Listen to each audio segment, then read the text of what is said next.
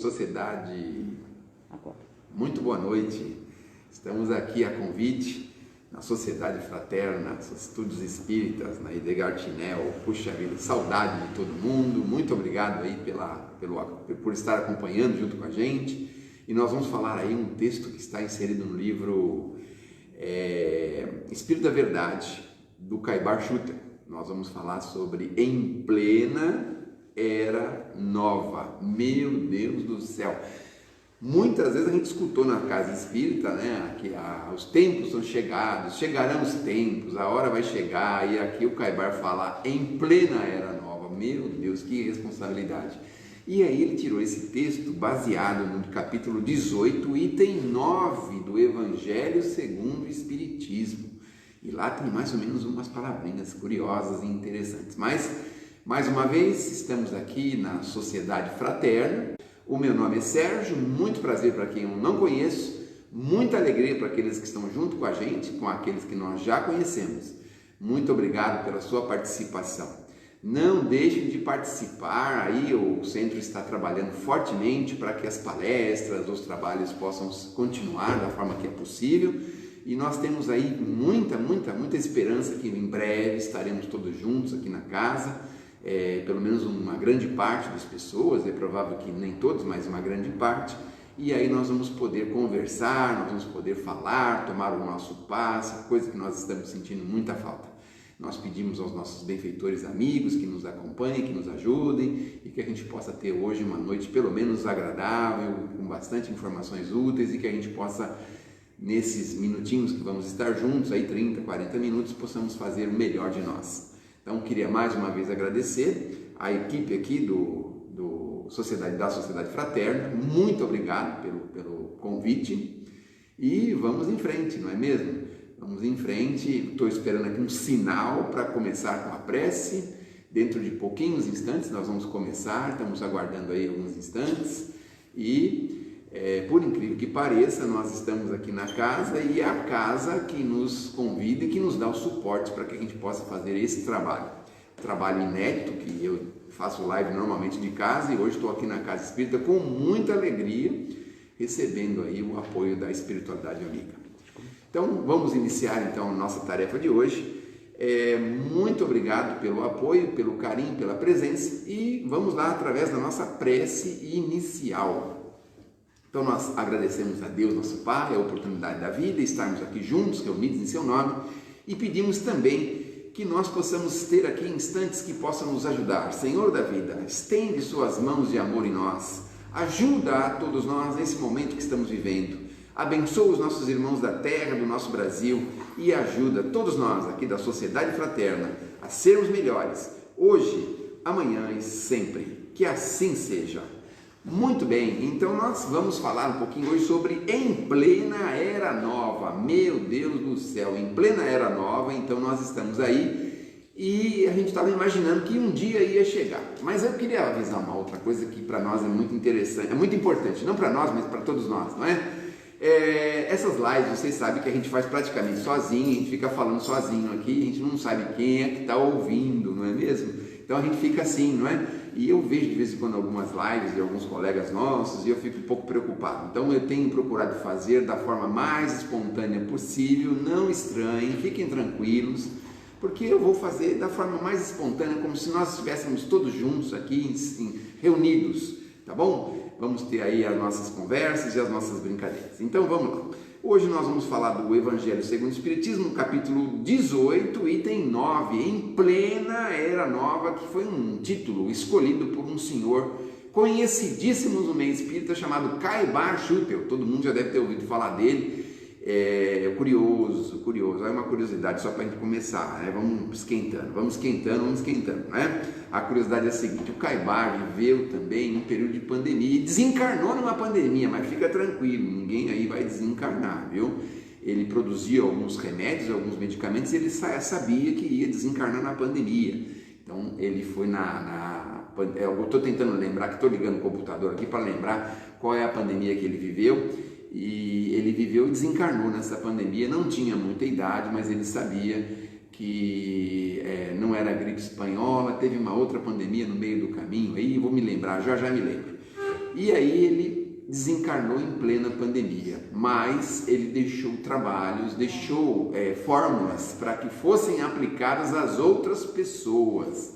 E isso foi um serviço de grande valia, porque muita gente se curou por conta dessas fórmulas que o Caibar deixou para nós. Caibar, todo mundo sabe, aquele espírito aguerrido, guerreiro, trabalhador, que deixou aí um legado de coisas boas para todos nós. Muito bem. Em Matão, ele deixou lá dois jornais, né? A Revista Internacional do Espiritismo, nós temos um outro jornal também de circulação espírita, e fez um trabalho enorme, não só de divulgação, um trabalho imprescindível para a doutrina. Bom, então o Caibar escreveu essas letras, essas linhas, no sentido de mostrar para a gente que nós estamos na Terra e precisamos deixar um legado aqui na Terra. E ele começa dizendo coisas assim que mexem com a gente. Pô, você está aí na Terra, você está fazendo o quê? O que você está fazendo aí? Você está deixando algum legado? Você está fazendo alguma coisa de bom? Você está produzindo alguma coisa? Você está fazendo o quê? Ou você está vivendo como nós espíritas vivemos até quase pouco tempo atrás, antes de conhecermos a doutrina, como se nada tivesse acontecendo, como se nada fosse acontecer, como se nada, a vida fosse assim um objeto assim estranho para as pessoas que não sabem de onde vêm, para onde vão, o que estão fazendo aqui na Terra. Ele faz esse chamamento para todos nós. Então nós precisamos vencer isso, precisamos dar passos nessa direção, precisamos buscar uma direção segura, de forma em que a gente possa entender o que exatamente estamos fazendo aqui na Terra, porque ele buscou aquela advertência lá do Evangelho dizendo o seguinte: de que adianta falar Senhor, Senhor, se nós não oferecemos nada, não temos nada, não fazemos nada. As nossas preces são sempre da boca para fora, a nossa forma de ação é sempre a mesma, a gente de vez em quando coloca aí um vernizinho na cara, coloca aí uma perobinha na cara e continuamos a vida dessa forma. Então, o que nós podemos dizer é o seguinte, que nós estamos aqui em tarefas e tarefas e alguns de nós, a maioria de nós, todos nós, estamos vivendo pedaços da nossa vida imortal. Nós estamos aqui na vida terrena, mas estamos já vivendo a vida imortal. Então, estamos no corpo físico e precisamos deixar um legado aqui para aqueles que estão com a gente, que estarão com a gente. Então, ele mostra assim para a gente, escuta, você vai deixar alguma lembrança útil para alguém? Vai deixar algum legado para alguém? Você vai deixar alguma reminiscência, alguma base de fraternidade? O que você vai deixar aí? Olha o que ele coloca para a gente. O que nós vamos deixar? Algum ato que alguém possa se recordar da gente? Será que nós vamos deixar isso? Algum exemplo edificante? O que exatamente estamos fazendo aqui? O que estamos fazendo e o que precisamos fazer? Então ele mostra para a gente assim, qual o gesto de amor que você vai deixar aqui para a humanidade? Para as pessoas que vão continuar aqui encarnados. O que você está fazendo? No caso, ele, Caibar, antes de desencarnar, deixou fórmulas para que as pessoas se curassem da pandemia em que ele viveu no século XIX. E aí o que acontece? Ele trabalhou e perdeu a vida trabalhando. E nós estamos fazendo o quê? E aí ele continua dizendo o seguinte, bom, a Terra está conservando as suas forças, a sua vida, as suas coisas, e você vai deixar só isso acontecer? O seu corpo físico vai servir apenas e tão somente para alimentar ervas bravas? Nossa, mãe do céu, o homem é bravo mesmo, pelo amor de Deus, não é? E aí nós precisamos pensar, puxa vida, o que realmente estamos fazendo? Vamos refletir juntos. Qual é o nosso legado? O que as pessoas podem lembrar da gente? E família, vamos lá. A nossa sogra, por exemplo, como é que ela vai lembrar da gente? Ah, meu genro, como ele era bonzinho. Era comilão para chuchu, mas era bonzinho, que era uma beleza, não é? Será que ela só vai lembrar que a gente era comilão? Será que ela não vai se lembrar de nenhum momento que nós a socorremos? Estivemos com ela num hospital ou num pronto-socorro? Será que ela não vai se lembrar num momento de dor que nós a socorremos? Será que ela não vai se lembrar disso? E dentro de casa, o que a nossa esposa vai se lembrar da gente quando a gente partir? Do que nós fizemos? Os nossos filhos? O que nós estamos deixando de legado para eles? Só bens materiais, complicações com papéis e contas bancárias e dívidas e papéis e papéis e papéis? Obviamente que nós precisamos pensar nisso. Existe uma mensagem do nosso irmão Humberto de Campos que tem como título Treino para a Morte. E o que significa isso? Significa que ele mostra para a gente ali que nós precisamos começar a colocar a nossa vida em ordem. Veja, não existe momento mais adequado que esse, em que nós estamos tendo condições, recursos e tempo para chafurdar, verificar, observar o que está acontecendo com a gente, aonde estão as nossas coisas, como que estão, quantas contas bancárias nós temos, quantos cartões de crédito a gente tem em casa, muitas vezes desnecessários, como que estão os documentos da nossa casa, do nosso carro, nossos próprios documentos, como que está a nossa vida. Nós já podemos verificar tudo isso, dar uma boa geral nos nossos armários, nas nossas despensas, deixar a nossa casa redondinha, com o mínimo de coisa possível, o que for realmente necessário. Nós estamos fazendo isso? O que é que nós estamos fazendo? Então, ele mostra para a gente muito essa necessidade, que nós precisamos fazer esses tais balanços, que lá o Kardec fala na questão 919 do Livro dos Espíritos. O que nós podemos fazer para nos sentirmos melhores, para fazermos melhor?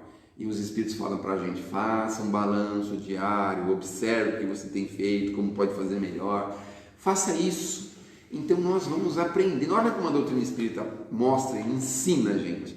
Esses dias estava reflexionando em casa com os meus filhos, minha esposa, que a gente trabalha com um trabalho social e a gente tem aquela movimentação de coisas, de roupas, de livros, de CDs, DVDs, de coisas e mais coisas. E então eu fiquei dizendo aos meus filhos: puxa vida, se a gente pudesse aproveitar tudo que já passou aqui pela nossa casa. Às vezes vem lá um livro que fala sobre alguma coisa que a gente não faz ideia, se a gente tivesse aquela curiosidade de ver, de pelo menos folhear, dar uma olhadinha no que significa aquilo. Os cursos que vêm cursos de inglês para criança, para adulto, para as pessoas que têm dificuldades, cursos de francês, cursos de italiano, e a gente não aproveita nada disso. E aí fico pensando no nosso dia a dia, quantas oportunidades nós jogamos fora, nós deixamos para trás, nós largamos, nós abandonamos. E por que nós fazemos isso? Somos ociosos, ostras. Daí vem a palavra ostracismo, mas que palavra dura, né? Bom, vamos se acalmar um pouquinho, tá bom, compreendo. Mas o que é que nós estamos fazendo? Será que nós não podemos remexer um pouquinho dentro de nós e procurar achar uma forma de sermos mais úteis, mais produtivos e aproveitarmos mais a nossa encarnação? Porque o que é que nós vamos levar daqui? Será que só bens materiais? Aliás, os únicos bens materiais que nós levamos vai ter que ficar no meio do caminho, porque a gente vai sair deles, não é? Então é um terno, um paletó, mas a gente não vai poder levar ele, meu Deus do céu. Aí fico pensando, que roupa que nós vamos pôr no mundo espiritual, né? Os espíritos falam que tem roupa, tem fábrica têxtil lá, fábrica de tintura, tem tudo lá no mundo espiritual, né? Aí chega do lado de lá, eles colocam um aventalzinho daquele do hospital na gente, fala assim: a única coisa que a gente pode te dar é isso, o aventalzinho do hospital, e às vezes não dá nem para fechar direito, né? Já pensaram em sair desse aventalzinho sem poder fechar direito? Então vejam bem, gente, parece brincadeira, não é mesmo? Mas nós vamos levar o que nós trazemos dentro de nós, os sentimentos, as ações, as lembranças. Vejam Bezerra de Menezes, meu Deus do céu. Bezerra de Menezes estava lá numa situação constrangedora, difícil, complicada, depois que desencarnou, então aquele séquito de pessoas, meu Deus, não conheço nenhum desses. Quem são essas pessoas, pelo amor de Deus, meu Deus do céu, Nossa Senhora? Quem são essas pessoas? Aí precisou ouvir o amigo espiritual falar para ele: olha, essas pessoas são aquelas pessoas que você ajudou quando estava encarnado. Aquele mundo de pessoas ali, todo mundo fazendo preces por ele, agradecendo a presença dele, a estada dele no mundo, na terra, o legado que ele deixou, e tantos outros aí que a gente vê, todos esses que passaram, e alguns até de forma anônima, desconhecida, passaram pela terra de forma absolutamente anônima e desconhecida, estiveram com a gente e nós fomos depois, só depois que eles passaram que nós fomos reconhecer. Às vezes em família, tivemos lá uma mãezinha, uma avózinha dedicada, abnegada, que trabalhou intensamente pela família, e não só pela família, mas por todas as pessoas que ela tinha compaixão, e não raras vezes trabalhou por seres, não é? Tem pessoas senhoras que se dedicam a animais carentes, animais que são encontrados na rua. Eu conheço uma senhora, por exemplo, que tem muito amor por ela, que ela acolhe animais adoentados, machucados, animais que foram acidentados, que foram abandonados. Imagine só uma situação dessa. Então, o legado que nós deixamos, essa é a preocupação do Caibar junto de nós. Então ele fala assim para a gente, como que nós usamos os empréstimos do Pai magnânimo? Vejam, gente, se nós temos recursos amoedados, não podemos esquecer que isso nos foi legado, nos foi emprestado. Nós somos apenas depositários, não somos proprietários de nada aqui na terra, nem o nosso corpo. Bom, eu gostaria de ter um pouco mais de cabelo, mas se essa é a vontade, né, paciência, né, meu Deus do céu. Então, nós não somos donos nem do fio do nosso cabelo. Meu Deus, se eu pudesse ir atrás de todos os fios que eu já perdi, talvez só terminasse a vida encarnada só procurando os fios de cabelo que eu já perdi. Mas nós não somos donos de absolutamente nada, somos apenas meros depositários. E ele fala dos empréstimos do Pai magnânimo. O que nós estamos fazendo desses empréstimos? Dessas coisas? Às vezes temos recursos a mão cheias, muitos recursos, e a gente se recusa a dar uma humilde, simples moeda para um nosso irmão pedinte. Ah, mas esse camarada vai fazer, vai acontecer, e fez isso, fez aquilo outro. E nós então não dispomos de uma mínima moeda. Aí vai um neto da gente lá, a gente não sabe o que fazer para poder agradá-lo, para poder colocá-lo numa condição maior, superior, às vezes até em excesso de zelo. Então nós somos meros depositários, que aprendamos com toda a nossa força, com tudo que pudermos, que tudo que temos é um empréstimo da criação e que nós precisamos saber utilizá-lo. Então ele diz assim, espíritas, muitos de nós já vivemos assim, totalmente largados, abandonados das coisas maiores da vida. Nós não tínhamos ideia, não pensávamos o que podíamos fazer, não sabíamos. Olha a frase de Jesus lá, é tão válida até hoje. Pai, Pai, perdoe-os. Eles não sabem o que fazem, mas agora com a doutrina, o André Luiz fala para a gente, 2, 3, 4, 5 minutos de evangelho, 5 minutos de doutrina espírita, nós já temos informação, muitas vezes para uma encarnação inteira. 5 minutos, vejam só. Então, minha gente, o que nós estamos aqui nos propondo a refletir sobre as palavras de Eurípides Barçanufo é justamente essa. O que nós, como espíritas, estamos fazendo? Vamos olhar agora. Estamos vivendo um momento de provas, mas a hora do testemunho, nós estamos aqui para testemunhar, não se esqueçam disso. Muitos, há mais de 100 anos, ou um pouco mais ou um pouco menos, as pessoas não tiveram essa oportunidade de oferecer esse testemunho. E qual é o nosso testemunho agora? Estamos aí temerosos, acovardados, escondidos. O nosso testemunho agora é a hora de aplicarmos o Evangelho através da paciência, através da renúncia, através do amor. É a hora de nós pensarmos no nosso semelhante, pensarmos nas pessoas que estão vivendo dramas maiores do que os nossos. É a hora da gente ter a palavra consoladora, a palavra de paz, a palavra de afeto. É a hora da gente se comunicar com aquelas pessoas mais difíceis, com aquelas pessoas mais distantes. Nós não podemos deixar passar a oportunidade apenas por conta de que um momento é difícil, temos que ficar escondidos, reclusos, embaixo da cama, debaixo. Imaginem só. Nós estamos na hora de oferecer o nosso testemunho, um testemunho de amor, um trabalho que precisamos realizar, o trabalho que estamos aqui realizando. É isso que nós estamos fazendo, especialmente nesse momento. Então não é hora para desespero, para lamentações, para lamúrias, é hora de operarmos, é hora de arregaçarmos as mangas, é hora de sermos ativos e laboriosos para aquilo que estamos fazendo e precisando. Por isso, meus amigos, não nos esqueçamos. Estamos aqui numa tarefa, numa missão, num trabalho. Não podemos deixar passar esta oportunidade que jamais teremos outra nessa encarnação. Vejam, a situação que vivemos é uma situação única, que há mais de 100 anos os nossos irmãos não viveram. Então, tenhamos essa convicção de operarmos e oferecermos agora já, o nosso testemunho. E ele diz assim, continua dizendo para a gente, os tempos são outros, a responsabilidade surgem para a gente maiores.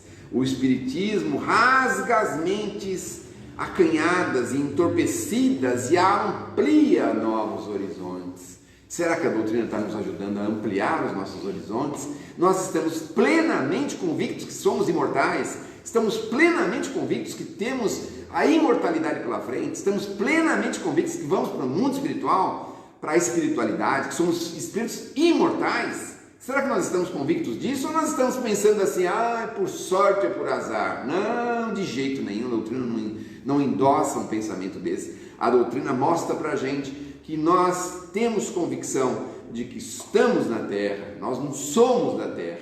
E por que estamos tão acovardados? Mas ele continua dizendo para a gente assim, é preciso que a humanidade se ative à necessidade, a construir o seu porvir de triunfos, nos conclama ao trabalho. A doutrina espírita está nos chamando ao trabalho constantemente. Abra qualquer obra espírita, abra de qualquer coisa associada à doutrina espírita, você vai ver lá convites enérgicos dos espíritos para que a gente se ative. Nós estamos cansados de ostracismo e ociosidade, nós precisamos se ativar. O espírito é um monumento vivo de Deus, o Criador amorável. Honremos a nossa origem divina, criando o bem como chuvas de bênçãos ao longo de nossas próprias pegadas. Sede vencedores da rotina escravizante. Qual que é a rotina escravizante? Não é? Nascer, crescer, estudar, casar, ter filhos, constituir a família, criar a prole e desencarnar. Tem uma musiquinha, vamos relaxar um pouco, né? Que estou ficando meio entusiasmado. Isso é coisa de gente perturbada, vocês já repararam? É coisa assim, né? Então vamos relaxar um pouquinho. Mas tem um cantor aí que foi venerado por muita gente, que ele dizia assim: aqui neste apartamento, com a boca cheia de dentes, esperando a morte chegar. Puxa vida, meu Deus do céu, será que nós estamos assim? Bom, alguns de nós não estamos com a boca cheia de dentes, né? Porque a gente que nasceu há 500, 600, 700 meses atrás, nós não tínhamos a mesma irritação que a gente tem nos dias de hoje, né? Hoje os dentistas trabalham mais e melhor, né? Mas então a gente não está com a boca cheia de dentes, mas estamos esperando a morte chegar com alguns dentes, 2, né? Um amigo dizia que ele tinha 2 dentes, um era para abrir garrafa, o outro era para doer. Então nós estamos com 2 dentes, meu Deus do céu, será que nós estamos assim? Não pode rir, desculpem, hein? Não querer mais que eu venha aqui, Deus me livre, né? Então precisamos vencer a rotina escravizante, alimentar-se, qualquer animal faz isso, meu Deus do céu. Viver mais ou menos como algumas pessoas, ou alguns de nós vivemos, é um meio social, os nossos irmãos inferiores vivem dessa mesma forma. Mas o que é a rotina escravizante? Vencer a rotina escravizante é a gente fazer um pouco mais, o algo a mais. Então, por exemplo, se você não está acostumado a lavar a louça na sua casa, vença a rotina escravizante. Lave a louça. Se você não está acostumado a oferecer uma carona, faça isso. Se você não está acostumado a dar uma moeda para o transeunte, para o pedinte, dê uma moeda, não importa o que ele vai fazer, o problema é dele. Se você não está acostumado a pensar na necessidade do próximo, pense um pouquinho mais, fala, puxa vida, mas essas pessoas podem estar vivendo um drama, e o que eu posso fazer por elas?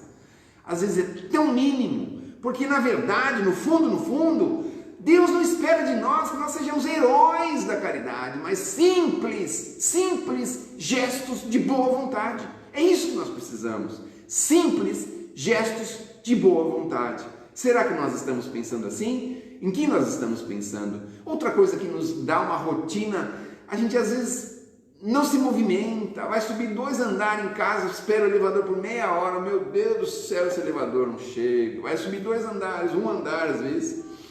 Então, vencer essas rotinas escravizantes. Não podemos falar do futebol, não é mesmo? Não podemos falar disso, claro. Não vamos tocar nesse ponto para ninguém ficar bom. Se já desligar o troço aí, ou então botar fogo, daqui a pouco essa fumaça aqui dos negócios que está gravando aqui, não é isso, né? Bom, se vê que os times aqui do Brasil, vamos lá, né? Convenhamos, né? Mas nós precisamos vencer a rotina escravizante. Em cada dia nós temos a oportunidade. Vejam, hoje não deu para fazer nada, nós temos amanhã. Amanhã não deu? Depois da manhã nós temos todo o tempo. O tempo possível, eles vão se renovando. Veja, a gente dorme e acorda justamente para voltar, para modificar, para continuar. Nós não estamos aqui simplesmente para fazer sempre as mesmas coisas, rotinas escravizantes. Então, cada dia renasce a luz de uma nova vida, e com a morte somente morrem as ilusões. Eu, particularmente, não precisei morrer para perder alguma das ilusões, porque quando eu era criança, não faz muito tempo, talvez, sei lá, 500 meses, 600, então eu ia na casa de uns priminhos meus. Fala priminho porque no tempo eu era pequeno também, né? E aí a gente chegava lá e via, por exemplo, uns aviões assim que acendia a luz, andava, fazia som. Você falava, ai meu Deus do céu, é tudo que eu gostaria. Aí você ficou um pouquinho maior, você conversava com os primos, falava, que carro você vai ter? Ah, acho que vou ter um Gordini. Não, acho que vou ter um Dauphine. Não, acho que vou ter um Corcel 1. Aí o outro falava assim, não, vocês são burro. Isso não vai ter mais, não vai existir mais no nosso tempo. E ele tinha razão, nossas ilusões ficaram todas para trás. Vocês se lembram dos brinquedos que a gente quase morria por eles? Onde é que estão hoje? A gente nem sabe onde estão. Mas enfim, o que morre são as ilusões. Então, por que nós continuamos a alimentar ilusões? Essa é a pergunta, não é? E ele vai finalizando dizendo assim: o Espírito deve ser conhecido por suas obras. Olha que beleza! Então, tem um senhor aí, não me lembro o nome dele, estava dizendo assim, que um ótimo exercício que a gente pode fazer constantemente é saber assim, como que a gente gostaria de ser lembrado. Será que a gente gostaria de ser lembrado como o homem do copinho, que estava com o copinho o tempo todo? O homem com o cigarrinho, será que nós gostaríamos de ser lembrados? Ah, ele não parava de fumar, o tempo todo acendia um e apagava o outro. Será que é isso que nós queremos ser lembrados? Como que a gente gostaria de ser lembrado? Isso vai fazer com que a gente possa investir um pouquinho mais naquilo que a gente gosta, naquilo que a gente gostaria que as pessoas se lembrassem de nós. Então, como que a gente gostaria de ser homenageado? Ah, fulano de tal, poxa vida. Como? De que forma? É isso que nós precisamos pensar. Como nós podemos ser homenageados quando largarmos aqui o corpo físico? Ainda dá tempo, viu? Esse negocinho aí de pandemia, isso daí não é pra gente, porque a gente não tem merecimento para desencarnar. Pode ficar tranquilo, viu? Os espíritos não querem a gente lá não. Fiquem tranquilos. Os que foram são os mártires e tinham merecimento. Às vezes em casa a gente fala com os filhos, fala assim: ih, pai, você tem uma história de vaso ruim, aí você ouviu falar? Eu falei, já ouvi falar, então. Então fiquem tranquilos, não é a nossa hora ainda, por isso nós precisamos preparar para a nossa hora. Então, preparar como? Como que nós queremos ser lembrados? De que forma? Então, isso vai fazer com que a gente comece a trabalhar e investir um pouquinho mais. Ah, eu gostava de carros, mas aí passou para o mundo espiritual. Quando voltar de novo vai ter mais carro. Já pensaram nisso? Sabe aquela conversa que eu tive com meus primos lá, um queria o Dauphine, outro queria o Gordini. Tinha um gordinho de uma tia nossa lá, que ele era chamado, era o maestro. Mas por que era maestro? É porque toda sexta-feira ele ia para o concerto.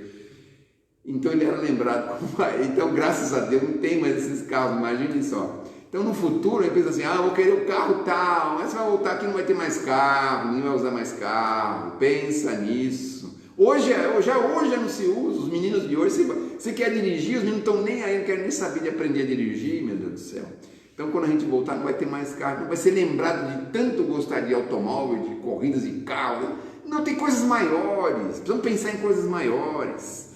Então precisamos viver e servir. Servir é a honra que nos compete. É isso que a espiritualidade amiga nos fala. Quando nós nos colocamos em atividade, em serviço ao semelhante, é dessa forma que nós seremos honrados. Então veja como deve ser triste a gente chegar do outro lado da vida. Não é agora, podem ficar tranquilos, porque ninguém tem merecimento para desencarnar. No meu caso eu não sei, eu não tenho merecimento, mas de repente a gente apronta tanto que ele fala assim: ah, chega de bobagem. Mas a gente não tem, a maioria de nós não temos merecimento para desencarnar. Então não é agora, mas já pensaram, chegamos no mundo espiritual, escuta, vamos puxar a ficha do cara aí, vamos puxar a ficha do fulano, do ciclano, do beltrano. E aí puxa a ficha lá, não tem nada, tá igual esse papel aqui, só tem 3 coisas, ó, recado, prece inicial e prece final. Meu Deus do céu, só tem isso. Não tem nem a palestra aqui. Meu Deus do céu, que coisa, né? Já pensaram se a gente chegar nesse ponto? O que você fez lá? Fiz muita prece, dei muito passe, dei mais de 20 mil passes, tomei mais de 100 mil passes, mas adiantou alguma coisa? Infeliz. Ah, deve ter adiantado. Não adiantou nada, porque o que você fez de bom para o seu semelhante? Aí chega um fulano lá que nunca entrou na casa religiosa, o que você fez? Ah, teve uma hora lá. Aliás, lembrei de uma história curiosa agora, para terminar aqui, está quase terminando, eles estão disfarçando, mas estão quase querendo falar para terminar, mas eu lembrei de uma história curiosa. Diz que tinha um senhor que ele era sovina, guardava o dinheiro, não dava para ninguém, milionário. Eu conheci um senhor assim.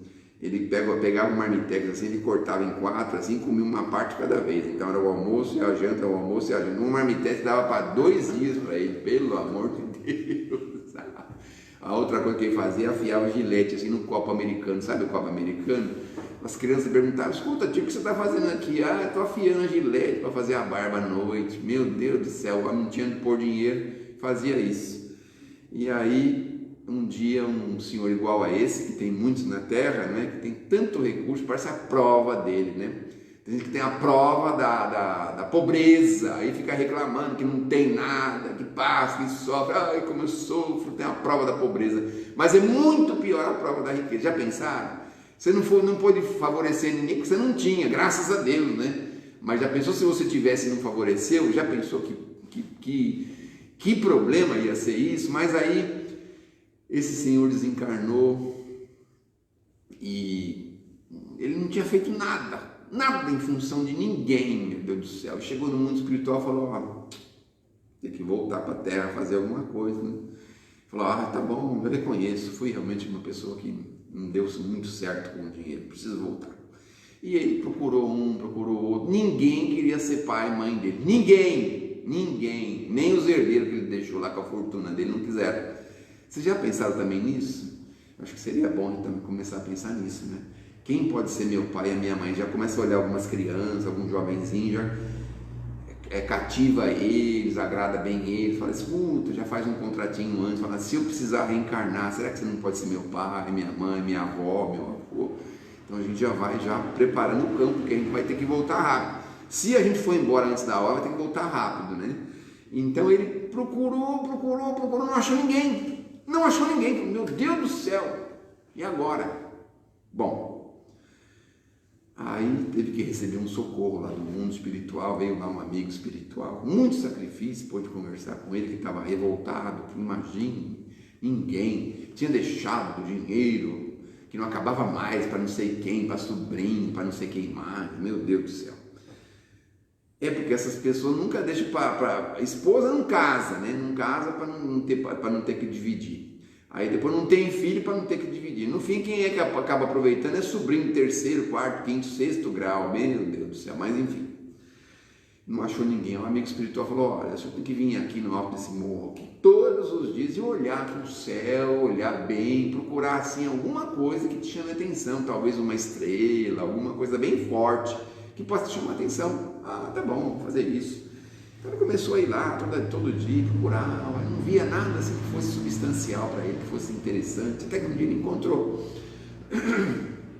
ali uma estrela pequenininha, simples, humilde, mas ele viu ali alguma coisa que atraiu a ele, ficou olhando, aí veio um amigo e disse para ele, olha, faça uma prece olhando para essa estrelinha, quem sabe, né? Aí ele estava lá, entrou em prece, pediu muito a Jesus, aos amigos espirituais, que apoiasse ele, que amparasse, que desse condições para ele, que ele pudesse renascer, que ele precisava continuar a trajetória dele, que ele precisava abandonar aquele vício terrível que ele teve na terra. Então ele orou fervorosamente, ele se viu assim guindado, puxado por uma força estranha, e fez uma viagem que não terminava mais, e ali, meu Deus do céu, nasceu, reencarnou.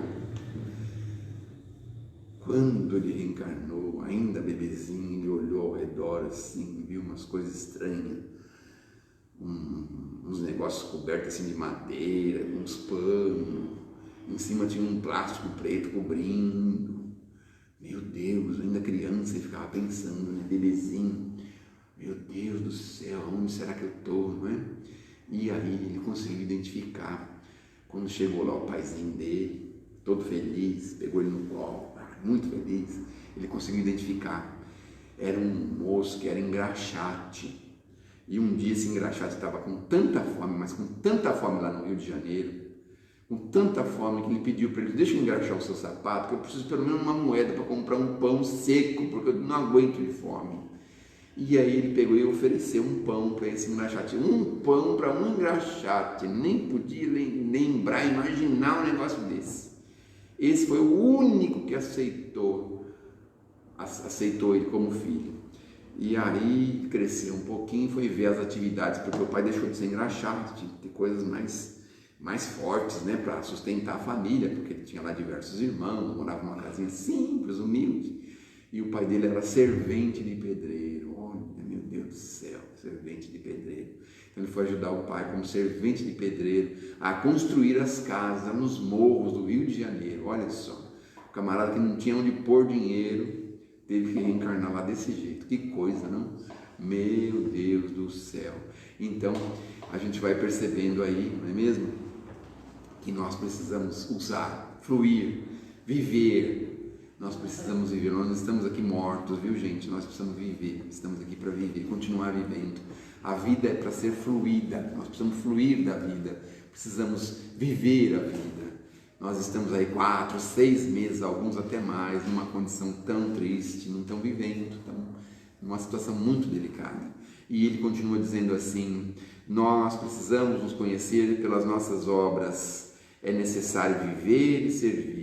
É necessário viver, meus irmãos. Nós somos muito mais do que o pó da terra. Nós somos muito mais do que isso. Portanto, pensemos fortemente nessa direção e façamos o possível para viver mais intensamente, com mais abnegação, com mais amor, com mais sentimentos nobres. É tão bonito quando a gente vê uma pessoa efusiva, não é tão bonito quando uma pessoa é entusiasmada. Agora mesmo estava vendo meus filhos lá assistindo uma novela lá e estava feliz. Ah, isso mesmo, oh, que legal que aconteceu isso, oh, meu Deus do céu, que coisa bonita, né? Então que a gente possa viver assim mais intensamente. Bom, a gente vai terminar com uma poesia que nos convida à prática da caridade. Ah, talvez essa não, deixa eu pensar uma outra aqui, deixa eu ligar o computador aqui e pensar uma outra, para que a gente possa finalizar aqui o nosso encontro. Espero que tenha sido de grande valia, porque foi extraído lá do Evangelho que dizia assim para a gente: os que dizem Senhor, Senhor, mas não fazem nada do que Ele pediu para a gente, o que adianta? Preces vazias, coração vazio, oco, não adianta nada. É preciso a gente ter sentimentos, é preciso ter ações, é preciso ter merecimentos. Aí a nossa prece tem valor. A prece vale muito quando é feita por um justo. Esse pequeno, Irene Ferreira de Souza Pinto, na psicografia de Chico Xavier. Esse pequeno, sozinho, à noite, no pó da estrada, de roupa suja e rasgada, que passa pedindo um pão. É um pobre caminho sob inocente amargura, pássaro triste à procura de ninho e consolação. Criança desconhecida, dormirá? Quem sabe onde? É órfão? Ninguém responde. Aceita o que se lhe dê. Quantas mágoas tem na vida, quanta miséria o consome, quanto anseio, quanta fome, ninguém sabe, ninguém vê. Nunca lhe atires ao lado qualquer palavra ferina. Socorre, ampara, ilumina, em nome do eterno bem. Que esse menino exilado, sem lar e sem companhia, se o céu quisesse, podia ser teu filhinho também. Encoraja-lhe a esperança, envolve no teu sorriso e sentirás de improviso a bênção de doce luz. É que no amor da criança que te agradece o carinho, receberás de mansinho a gratidão de Jesus. Obrigado, Senhor, por esse encontro, por esses instantes e, se possível for, sustenta-nos na Tua paz, na Tua saúde, no Teu amor e ajuda-nos, Senhor, cada dia a sermos melhores. Abençoa os nossos irmãos aqui da Sociedade Fraterna, todos aqueles que estiveram conosco nesta noite, que eles possam receber de Ti, dos nossos irmãos espirituais, o apoio que tanto necessitamos.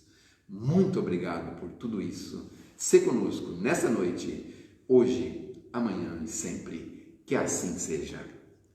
Uma boa noite, uma ótima noite. E olha, não façam comentários ruins aí, senão eles não me deixam mais voltar, hein? Tá bom? Muito obrigado e até a próxima. Um abração, um beijão gostoso a todos.